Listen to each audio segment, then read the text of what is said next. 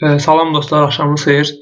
Bu dərsimizdə lookup and reference qrupunda olan choose funksiyası haqqında məlumat verəcəm.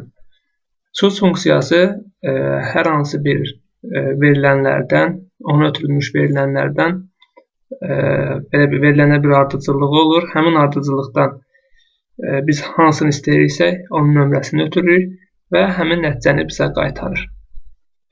Gəlin bu belə deyək də, ilkin anlayışla kifayətlənməyək. Məsələni VLOOKUP funksiyası ilə müqayisə edərək tam olaraq başa düşək. Biz əgər ayların adlarından və nömrələrindən, indekslərindən istifadə edərək, istifadə edərək bir məlumat bazası oluştursaq, hazırlasaq, baxın, belə bir məlumat bazamız var və bu A1 xanasında yazacağımız ayın indeksinə görə ayın adını tapmaq istəsək, onda VLOOKUP funksiyasından istifadə edirik. Deyirdik ki, bu məlumatı axtar, bu cədvəldə axtar, ikinci sütundakı məlumatları bizə qaytar və 0 yazırdıq ki, əgər bu məlumatın özünü axtarıb taparsa, qarşısına yazsın, əgər tapmazsa isə heç nə yazmasın. OK düyməsini tıkladım, 3 yazdım, mart oldu, 8 yazsam əgər avqust olmuş olacaq və ya 7 yazdım, iyul. Deməli, biz bu məlumat bazasını əgər siləriksə, Ctrl- minusdan silirəm. Baxın, burada reference erroru olmuş oldu. Bu nə deməkdir?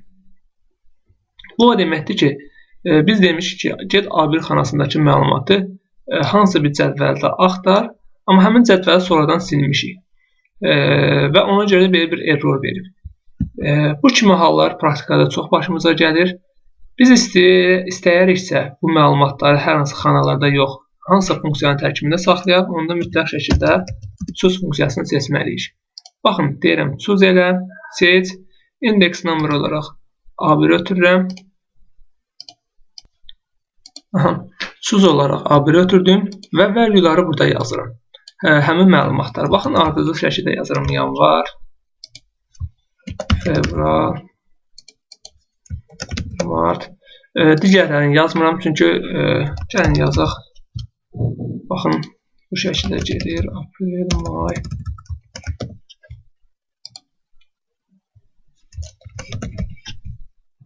Iyun, iyul,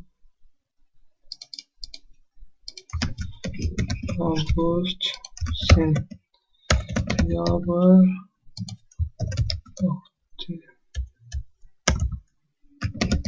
oktyabr,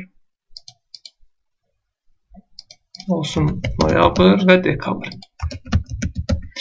Deməli, biz bu məlumatları ötürdük. 7 yazdım, oldu iyul. 1 yazaramsa olacaq yanvar. 12 yazsam isə olacaq dekabr.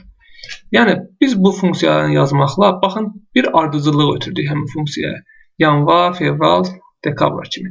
Və dedik ki, bizim sən ötürəcəyimiz indeksə uyğun olaraq, get bunlar arasındakı həmin ardıcılıqda olan məlumatı tap get. Biz bura 12 ötürmüşüksə, value 12-yə gəlib çıxacaq. Value 12 oldu dekabr, bizə həmin nəticəni qaytarmış oldu. Deməli, choose funksiyasının bu kimi üstünlüyü var. Bu dərsimiz bu qədər.